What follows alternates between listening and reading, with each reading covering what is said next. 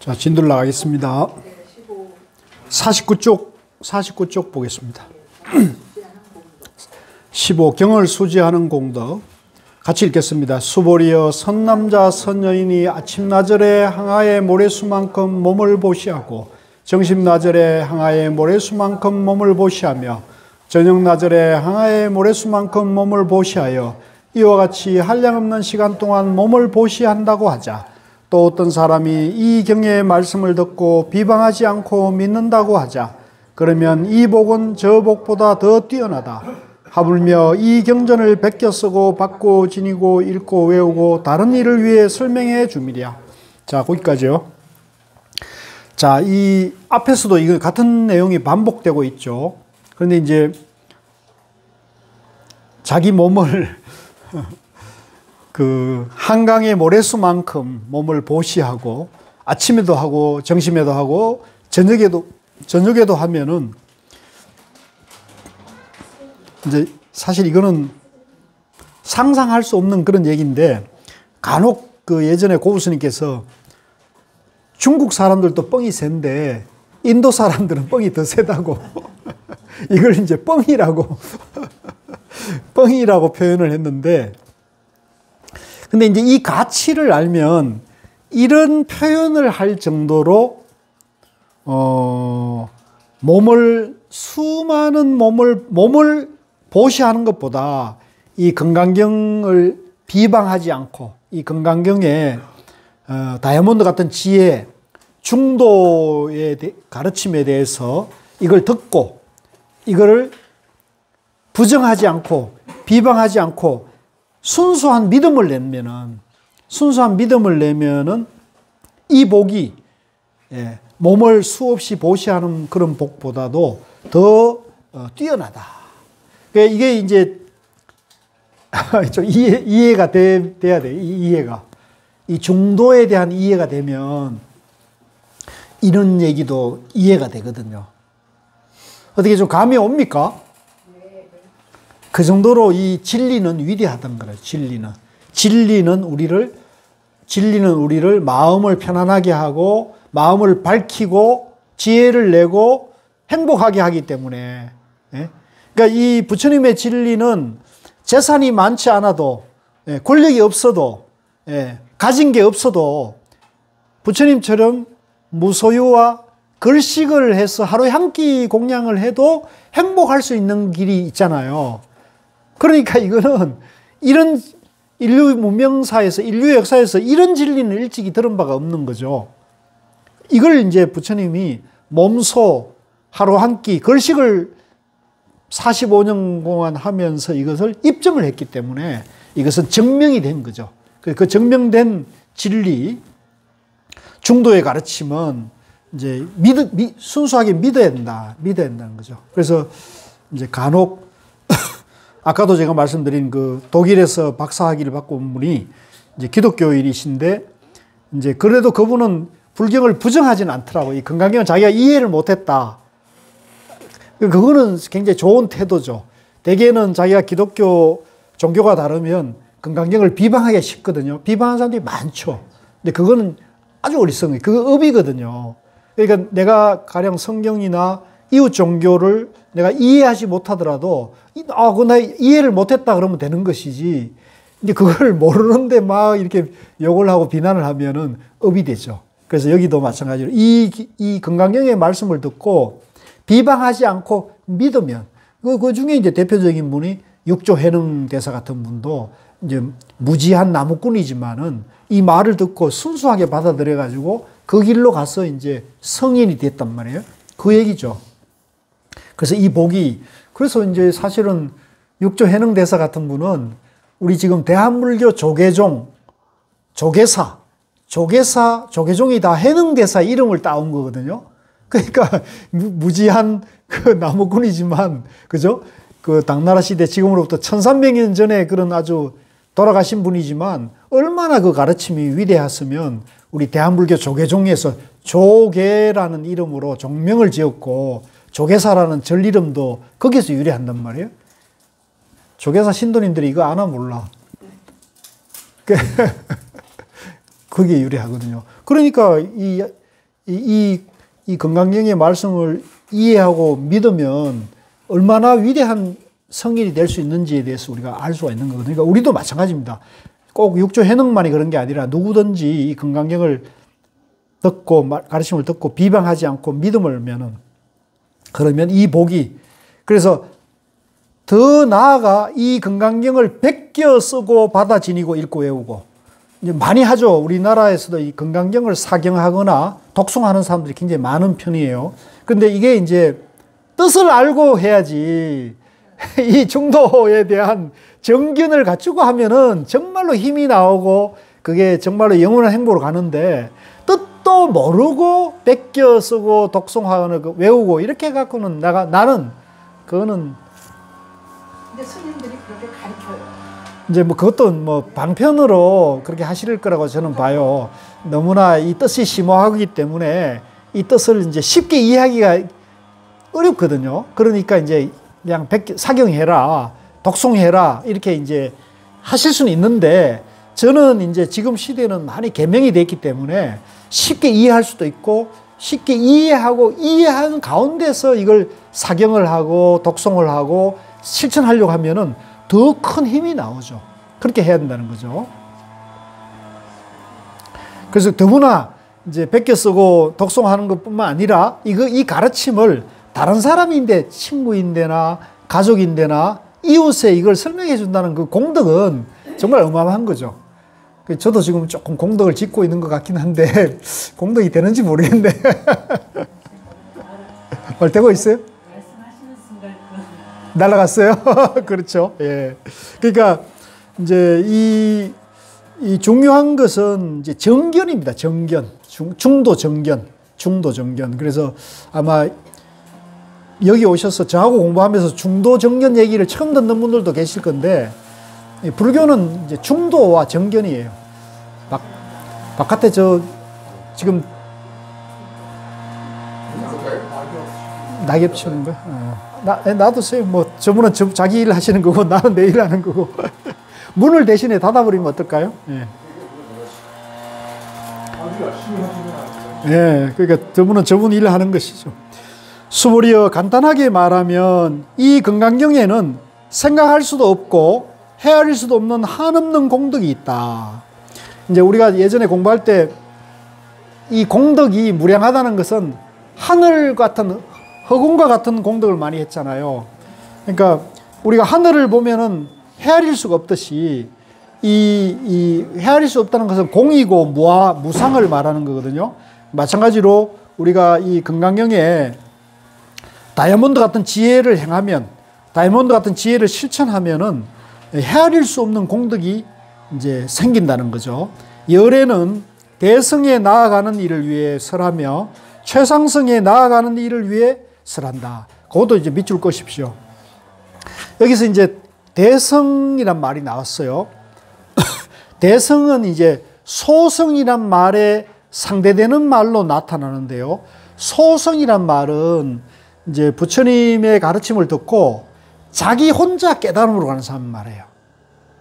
우리 중에도 그런 분이 있지 않을까요? 내가 혼자 그냥 깨달으면 되지, 내가 내 공부하면 되지, 이런 생각을 갖고 하는 분들이 있다는 거죠. 우리 불자들 가운데도 많은 것 같아요. 우리가 대성문화권임에도 불구하고 진작 우리가 이렇게 불자들의 행동 모습을 보면 이웃이나 다른 사람들에 대해서는 별로 생각하지 않고 자기만의 공부로 이걸 이해하는 사람들이 많은데, 그런 분을 우리가 소성이라 그래요. 소성이란 건 적을 소자에 이제 탈성자거든요.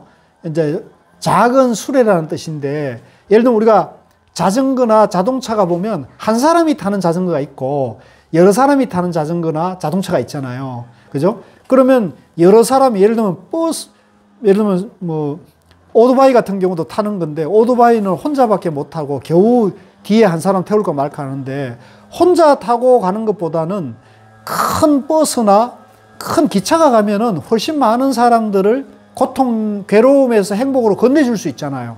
그와 같은 이치를 생각하면 되는 거예요. 그래서 소성은 자기 혼자만 고통에서 행복을 건너가게 하는 거라면, 대성은 여럿이, 많은 사람들을 이제 고통에서 행복으로 건너가게 하는 것을 말하거든요. 그래서 열애는 대성에 나아가는 일을 위해 서라며. 그러니까 이제 우리가 똑같은 부처님의 설법이라 하더라도 이제 가능하면은 큰 길을 남을 구해줄 수 있는 능력을 갖춘 사람들에게 설해주는 게 훨씬 더 좋은 일인 것이라는 얘기죠. 설하며 최상승에 나아가는 일을 위해 설한다. 최상승. 이제 최상승은 다른 게 아니라 중도를 깨닫는 거, 무상정등각을 깨닫는 걸 말하는 거거든요. 그러니까 우리가 깨달음도 이제 그 경지가 좀 다를 수가 있거든요. 예를 들면 이제 궁극적인 경지, 가장 높은 깨달음으로 비유한다면 가장 높은 깨달음으로 가는 가운데는 중간 과정이 여러 단계가 있을 수 있겠죠. 그래서 그 중간 과정에 여러 단계의 깨달음에 머물고자 하는 사람을 위해 하는 게 아니라 완전한 깨달음을 가는 사람을 위해서 부처님은 설한다는 겁니다. 어떤 사람이 이 경을 받고 지니고 읽고 외워 널리 다른 사람을 위해 설해 준다면 열애는 이 사람들이 헤아릴 수 없고 말할 수 없으며 한없고 생각할 수 없는 공덕을 성취할 것임을 다 알고 다 본다. 그러니까 중도를 공부하고 중도로 마음을 쓰고 중도를 실천하는 사람은 무한한 공덕을 이룰 것이라는 것을 다 안다는 거죠. 왜? 당신이 이미 그걸 체험했기 때문에 이걸 확실하다고 본다는 거죠. 이것도 우리에게 주는 말이에요. 중도를 공부하고 중도 정견을 갖추고 중도로 마음을 쓰고 중도를 실천하는 사람은 정말로 무한한 그런 지혜와 공덕을 갖추긴다. 이거 우리나라 정치인들이 이걸 배워야 되는데 그렇지 않아요? 그렇게 해서 자기도 공덕을, 정치하는 일이 참 큰 공덕을 짓는 거거든요. 근데 그 정치하는 공덕을 정말 모든 사람들의 고통을 들어주고 모든 사람을 행복하게 해줘야 되는데 자기 가족만 위하거나 자기 편만 위하거나 이건 굉장히 어리석은 거거든요. 그러니까 그건 공덕이 안 되고 악업을 짓는 것이죠. 업을 지면은 스님들도 그렇잖아요. 그러니까 뭐 근데 비교할 필요 생각할 필요도 없고 스님 절집 살림도 나는 못 봤는데 내 눈에 안 보이지 왜?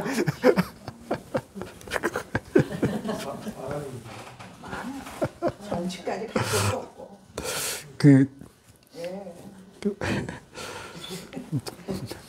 내 눈에는 안 보이더라고요. 네. 그러니까 이제 육조스님 남의 허물 보지도 말고 말하지도 말란 말이 있거든요. 그러니까 이제 그걸 한번 보기 시작하면은 자꾸 보입니다. 그래 자꾸 보이니까 항상 정견을 세워가지고 이제 남의 허물이나 잘잘못을 이렇게 시비하기보다는 그걸 보더라도 내 행으로 이렇게 반조해보는 지혜를 갖춰야 돼요. 그러면 자기 향상이 되는 거예요. 자기 향상이 되면서 상대의 허물이나 이런 것에 대해서 가능하면 그걸 연민하는 마음으로 그 사람을 도와주려고 해야 돼요. 도와주려고 해야 돼요. 그게 참 어려운 일인데 그게 이제 대승보살 행위거든요. 자, 밑에 위에서 5번째 줄. 왜냐하면 수보리여 소성법을 좋아하는 자가 이제 나왔습니다. 아까 대성과 상대되는 게 소성이라고 그랬어요. 소성은 이제 혼자만의 깨달음 또는 자기가 가까운 사람만의 깨달음을 추구하는 사람을 소성법이라고 한다. 왜냐하면 수보리여 소성법을 좋아하는 자가 아상, 인상, 중생상, 영혼이 있다는 견해에 집착한다며 이제 사상에 집착을 하는 거죠. 이 건강력을 듣고 받고 읽고 외우며 다른 사람을 위해 설명해 주지 못하기 때문이다. 이거 무서운 말이에요. 그러니까 좀 이런 말씀을 드리면 제 구업이 되는데 이 건강경이 정말로 위대하고 좋은 경임에도 불구하고 건강경 이치대로 설하고 그렇게 사는 사람이 많지 않다는 것은 이걸 이해하지 못하기 때문에 이걸 제대로 설명하기도 어렵고 이해하지 못하니까 제대로 그렇게 마음을 쓰기가 어려운 거예요. 그죠? 그러면 그런 사람은 소승법이 된다는 거죠. 소승. 자기 혼자만의 공부가 되는 거죠. 자기 혼자만의 공부. 남의 고통을 들어줄 수가 없는 거죠. 그러니까 반대로 얘기하면은 이 불교의 지혜, 불교 경전의 지혜를 익히고 배우려고 한다면 제대로 일러주는 사람을 찾아야 된다는 얘기죠. 대성의 길을 일러주는 사람을 찾아야지 소성의 길을 제시하는 사람을 찾아가면 안 된다는 거죠. 반대로 얘기하면. 그죠? 사실 따지고 보면 굉장히 무서운 말이에요. 우리 현실이 좀 그래요. 그래서 오늘 이제 제가 저희 불교 인재원의 생활선 명상 지도사라는 게 있어요. 이제 제가 누차 말씀드렸지만은 제가 이제 고우 스님 법문을 듣고 이제 중도도 이해하고 또 화두를 체험해가지고 제 마음이 좀 편안해지고 밝아지는 확신이 딱 생겼을 때 그때 제가 이 좋은 것을 나 혼자만 누리기에는 너무 아깝다는 생각을 했어요. 그때 제가. 그래서 제가 그때 원력을 뭘 세웠냐면 나 같은 사람이 100명 정도 나오면 우리 조계종과 한국 불교가 큰 변화가 좋지 않겠는가 이렇게 혼자 생각을 했어요. 그래서 이제 저하고 생각이 비슷한 사람들과 한국 명상 지도자 협회라는 법인을 하나 만들었어요. 이게 종단을 나와가지고 조계종에서는 좀 어렵겠다 싶어서 사표를 쓰고 나와가지고 한국 명상 지도자 협회를 만들고 거기서 이제 제가 아이디어를 내가지고 명상 지도자라는 이제 정부 등록 이제 민간 자격증 제도를 만들어가지고 거기서 이제 2급, 1급 전문가 이제 수련 감독 이렇게 4단계로 이렇게 지도자 양성을 체계적으로 지금 하고 있거든요. 그래서 이 공부한 사람이 한 1000명 정도 되고 불교 인재원에 저와 같이 공부하는 사람은 지금 한 30명 정도 되는데 이제 제가 그분들에게도 한 달에 한 번씩 우리 같이 모여서 온라인으로라도 공부를 하자 그래가지고 한 달에 한 번씩 매월 첫째 주 일요일 날 저녁 8시에 온라인으로 스터디를 해요. 그래서 이제 올해는 이제 초기경전 니까야 강독이라는 책이 있어요. 그러니까 초기경전이 이제 우리가 대성과 가나선을 공부하니까 초기경전이 취약하거든요. 그래서 초기경전 공부를 좀 하자 그래가지고 한 달에 한 번 하는데 오늘이 이제 11월 첫째 주 일요일이고 공부를 하는데 이제 올해 공부의 마지막 날인데 거기에 이제 니까야 초기경전을 보다가 제가 굉장히 삼매경이라는 걸 보게 됐는데 그 내용을 보니까 그 삼매경에 우리 가나선과 같은 깨달음의 길이 제시되어 있는 부처님 설법이 있더라고요. 그러니까 부처님은 화두를 한 분이 아니잖아요. 그때는 가나선이 탄생한 시대가 아니고 깨달음을 가야 되는데 깨달음은 삼매를 성취해야 한다고 그래요. 부처님이. 삼매. 이제 깨달음은 크게 보면 3가지 길을 제시합니다. 개정해라 그래요.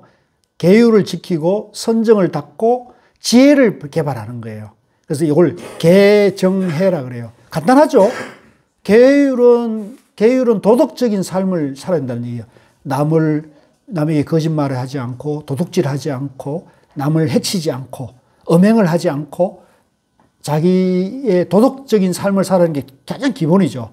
그래서 이 가장 기본적인 것을 바탕으로 해가지고 정이 뭐냐면 삼매를 닦아야 된다는 거예요. 삼매. 자기 안에 고요한 마음을 개발해야 한다 그래요. 한번 따라해보세요. 고요함, 선정, 삼매. 그러니까 우리가 깨달으려면 자기 마음이 편안하려면 삼매를 닦아야 돼요. 이 경만 들어서 안 돼요. 삼매를 닦아야 돼요. 그래서 하루 5분 명상이 중요한 거죠. 그래서 그 두 번째는 삼매를 닦아야 된다. 선정을 닦아야 된다고요. 3번째가 지혜를 개발해야 된다. 지혜. 그럼 지혜는 어떻게 개발이 되냐면 삼매를 닦아가지고 삼매를 닦아서 거기서 지혜를 밝혀야 한다는 얘기를 하거든요. 그러니까 근본적으로 보면은 삼매가 핵심인 거죠. 삼매가. 그래서 그걸 이제 남방에서는 그 이제 산매를 닦는 거를 사마타라 그래요. 한번 따라해보세요. 사마타. 사마타라 그러고 그 사마타에서 지혜가 나온다고 해서 위파사나라 그러거든요. 위파사나. 그래서 요걸 이제 우리 요게 초기 경전에는 그렇게 나와 있어요. 그러니까 신라, 계율을 지키고 계를 지키고 사마타를 닦고 위파사나를 닦아야 내린 얘기를 하거든요. 요거를 이제 우리 육조 스님은 육조 당경을 설할 때 뭐라 그러냐면 나의 이 공부는 나의 이 법은 정해를 근본으로 삼다 그래요. 선정과 지혜를 하나로 해서 이거를 동시에 닦는 얘기를 하고 있어요.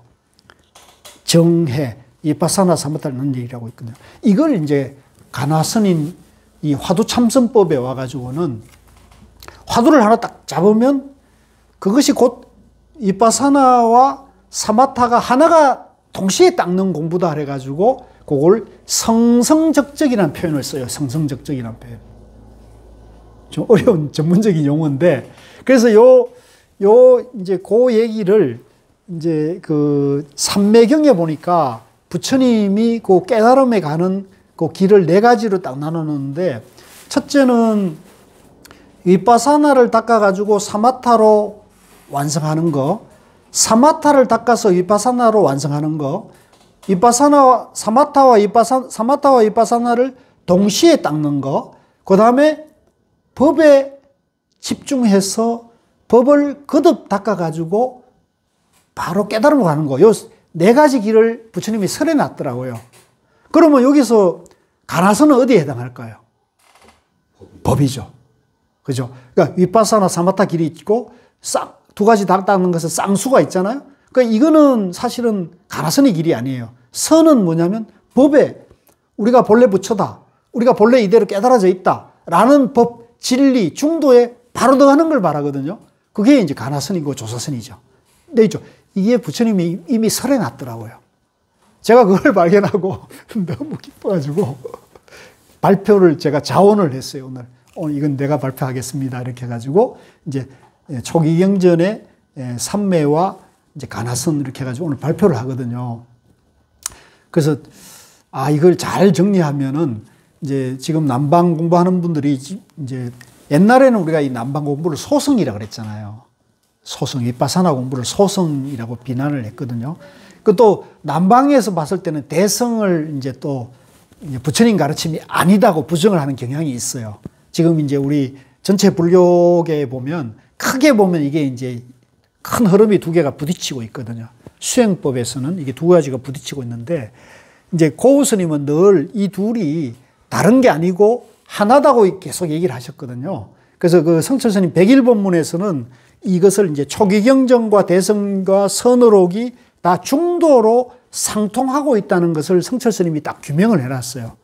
백일본문에서. 그리고 그걸 이제 고우 스님이 늘 얘기하시면서 이제 그걸 읽어가지고 부처님 깨달음이 중도 연기라는 것을 확실히 이해하면은 모든 경전이 회통이 된다. 소성, 대성, 그 다음에 이쪽 선종까지 다 아우르는 그런 정견을 갖출 수 있다는 얘기를 했단 말이에요. 근데 그 얘기가 오늘 이제 쌍경에서 딱 부처님이 이미 법에 집중해서 법을 거듭 몰입해가지고 머물러서 법을 깨치는 그 길을 얘기를 했기 때문에 그게 가나선이라는 걸 알게 돼가지고 야 이거 이미 부처님 말씀 안에 이 선의 길이 있다는 것을 우리가 논리적으로 부처님 말씀으로 증명할 수가 있으니까 굉장히 의미가 있잖아요. 이제는 제가 봤을 때 싸우는 것은 많이 줄어들 것 같아요.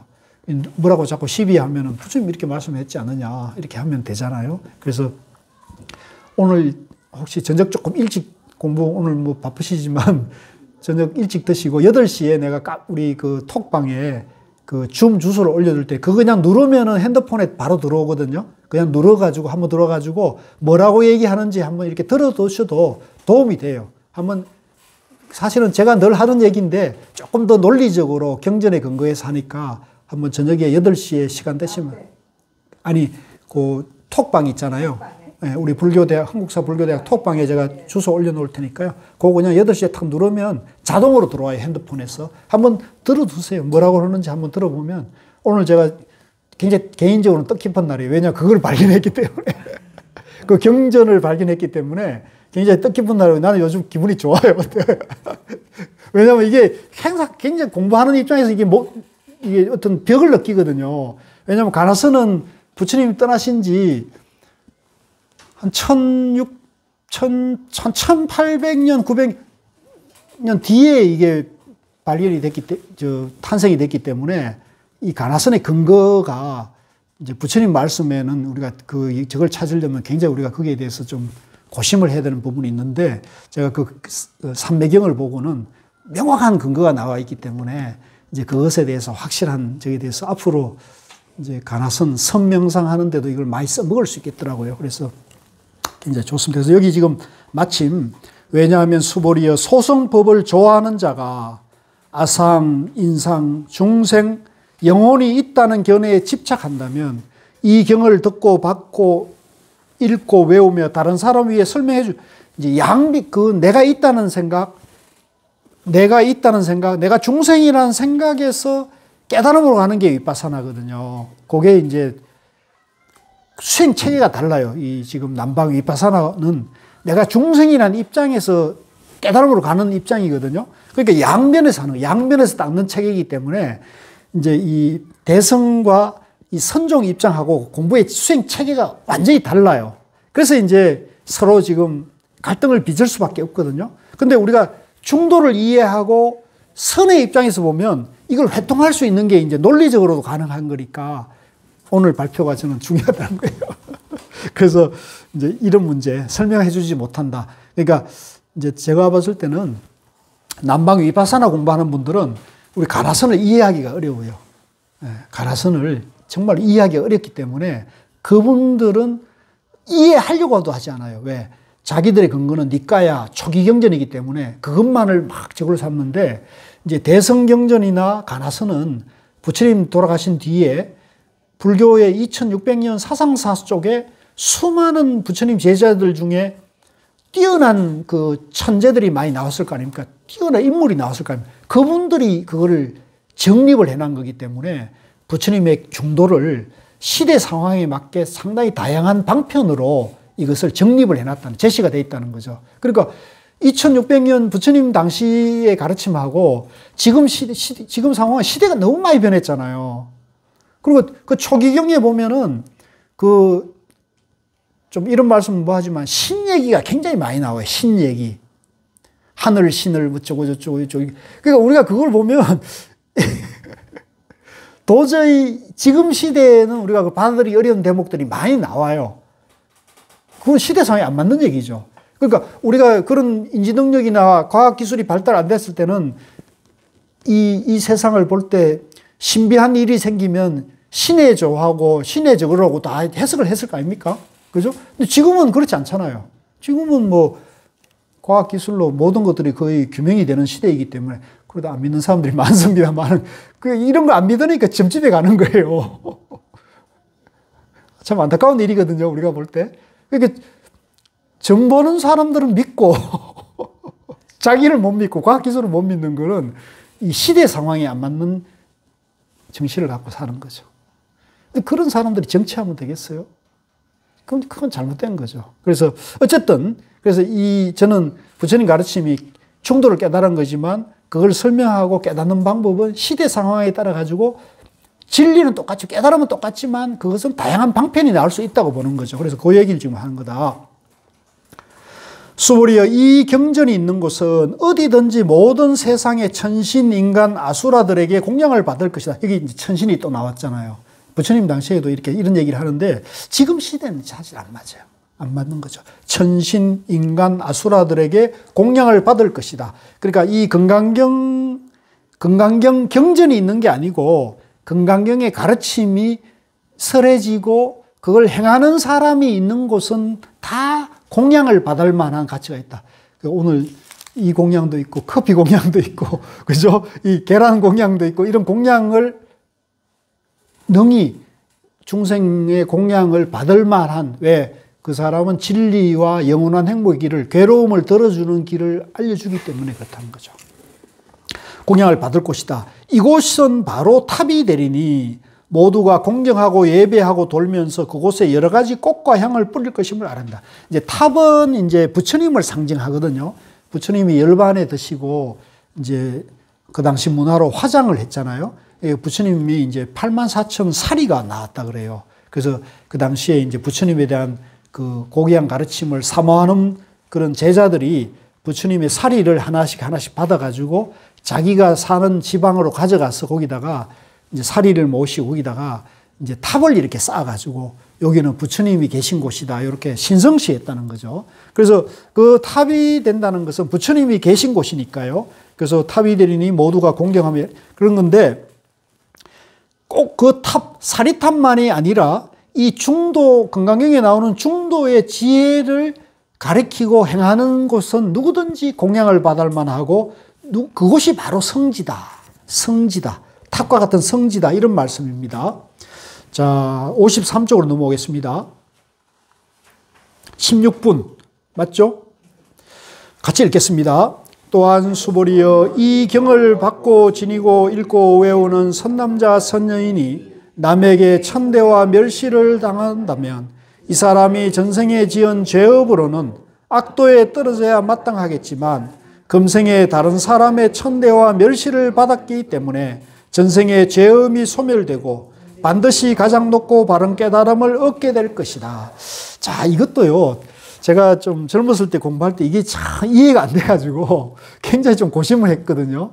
근데 이제 중도로 이해하니까 조금 풀렸어요. 이제 이거는 이제 논리적으로 말이 안 돼요. 이제 이 금강경을 받고 지니고 읽고 외우는 사람이 남에게 천대와 멸시를 당한다면 이 사람이 그 천대와 멸시를 당하는 사람이 전생에 지은 죄업으로는 악도는 이제 지옥 악이 축생입니다.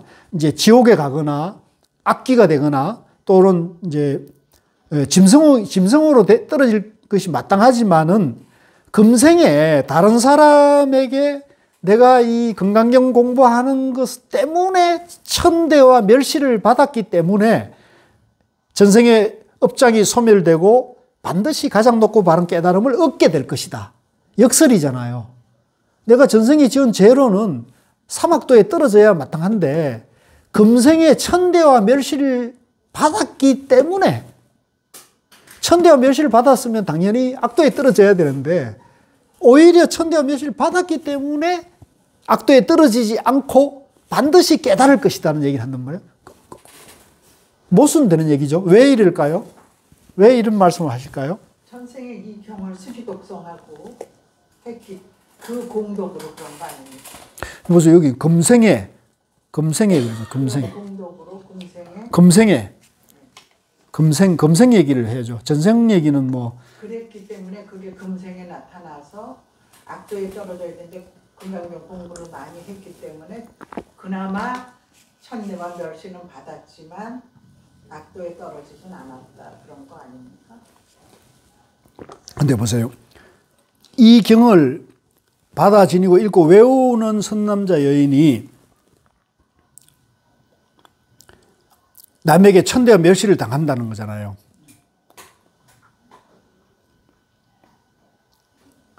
그러니까 금강경을 읽기 때문에 금강경을 공부하고 실천하기 때문에 천대와 멸시도 없어진다. 이렇게 보는 거예요. 그렇게 볼 수도 있겠네요. 그러니까 천대와 멸시를 금생에 받는 게 지금 경을 가지고 수행한다는 가정이잖아요. 그러니까 수행을 하기 때문에 멸시가 받는다고 하니까 전생에 무슨 죄를 됐든 간에 현재 경에 대해서 수행을 하고 있기 때문에 모든 게 이제 없어지고 높은 깨달음으로 가는 거예요. 그러니까 지금 현재 경에 대해서 수행하고 있다는 게 중요하다는 거예요. 그렇죠. 그러니까 이제 이런 경우가 있잖아요. 예를 들면은 우리가 이제 가서 이 한국사 불교대학에서 금강경 공부를 하고 있어요. 하고 있는데 오늘이 이제 일요일이고 아주 귀한 시간인데 간혹 뭐 친구들이 모임이 있거나 동창 모임이 있거나 동네 모임이 있거나 이러는데 야, 오늘 모이니까 와, 이러는데, 아니야, 나 건강경 공부하러 가야 하는데 그러면 친구들이 뭐라 그래요? 천대하고 멸시하죠. 야, 무슨 이 나이에 건강경 공부냐? 무슨 이 나이에 이 좋은 날 무슨, 저 산에 가갖고 그 파전에 막걸리나 한잔 하지 무슨 건강경이냐? 라고 핀잔을 떠들 경우가 있잖아요. 그러니까 그때는 핀잔을 듣고 건강경 공부를 하는 것이 공덕을 짓는 거죠. 그렇죠? 안 그렇습니까? 아닌가 보네. 그렇잖아요. 뭐 가족들도 그럴 수도 있고, 그죠? 가족들 그럴 수 있고, 친구들 그럴 수 있고, 여러 인연 있는 사람이 야, 오늘같이 좋은 단풍철에 뭔 건강경 공부냐라고 핀잔 천대와 멸시를 받을 수가 있단 말이죠. 예. 그럼에도 불구하고 그때 흔들려 가지고 그 천대와 멸시 압박 속에 건강경 공부를 포기하는 사람도 있을 거고, 오늘처럼 안 하는 사람도 있을 거고. 그럼에도 불구하고 그거를 뚫고 공부하러 온 사람도 있을 수 있잖아요. 그 차이가 있을 수 있죠. 오는 사람들은 공부하고자 하는 마음이 있기 때문에 오는 거니까, 그런 마음이 있는 한은 반드시 이 사람은 깨달을 것이고, 또 그런 마음으로 공부를 해나가는 사람은 사막도에 떨어질 모든 죄업이 멸해진다는 거죠. 그러니까 계속 와야겠습니까? 안 와야겠습니까? 와야죠. 답은 뻔하죠. 그죠? 아시겠죠? 예? 안 오면 어떻게 되겠어요? 천대와 멸시에 굴복하는 것이 된다는 거죠. 그러면 깨달음으로 갈 수도 없고 사막도에 떨어질 가능성이 높아지는 거죠. 아시겠죠? 그러니까 공부가 잘 안 돼도 와야 돼요. 오는 게 일단 중요해. 전생이든 금생이든 이거를 많이 접하려는 게 아니고 공부를 하려는 게 아니고 공부를 해야 오는 것이 공부하는 거잖아요. 예. 공부해야 한다는 얘기죠. 그러니까 꼭 이거를 무슨 경을 배우러 다니고 이런 문제가 아니라 이런 정신으로 사는 거. 예, 이런 정신으로. 예를 들면 우리가 뭐 자기도 먹고 살기 어려운데 남을 자꾸 도와주는 사람 보면은 우리가 그 사람들 뭐라 그래요? 보통 사람들이 뭐라 그럽니까? 다 뭐라고 멸시하잖아요. 아이, 저 사람 지 먹을 것도 없는 사람이 저렇게 자꾸 저런다 라고 천대를 하잖아요. 근데 그 사람은 그 천대를 받음으로 인해 가지고 그 사람이 공덕을 짓는 것이, 공덕이 증명이 되는 거잖아요. 그런데 그런 천대와 멸시를 받았을 때 자기가 흔들리면 어떻게 돼요?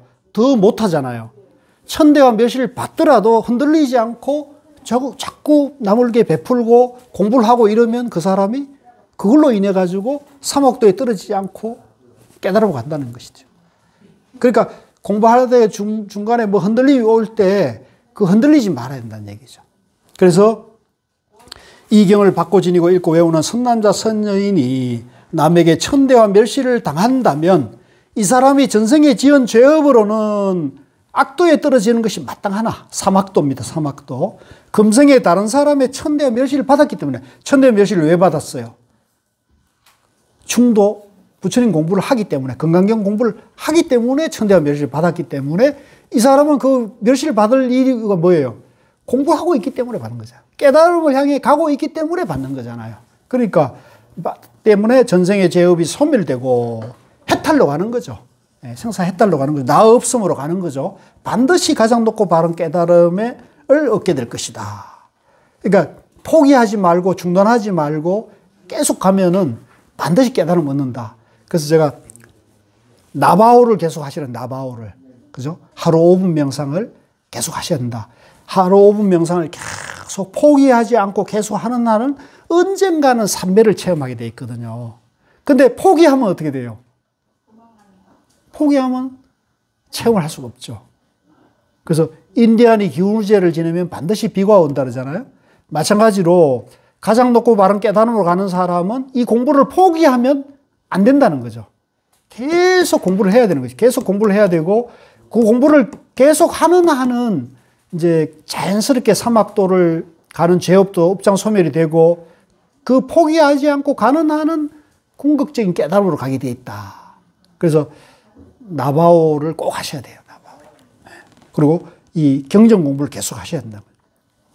수보리여, 나는 연등 부처님을 만나기 전 과거 한량없는 아성기급 동안, 여기 이제 이제 요거는 부처님이 전생 얘기를 하고 있어요.